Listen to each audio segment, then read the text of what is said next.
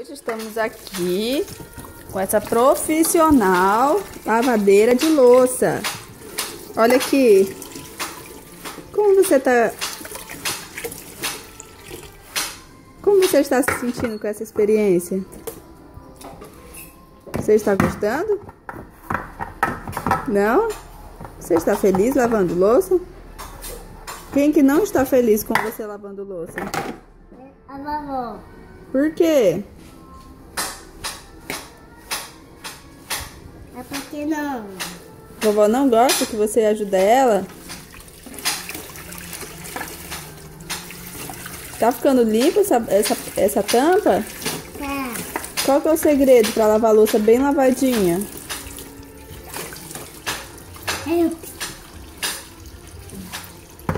Você já lavou quantas vezes essa tampa? O que você tá procurando? O negócio é aqui. Cadê? Cadê? Olha. Vixe, e agora? Você não acha que tá gastando muita água aí? Você não acha melhor desligar essa torneira? Não. Eu acho que é melhor você desligar essa torneira. Não. Dá um tchauzinho pra mamãe.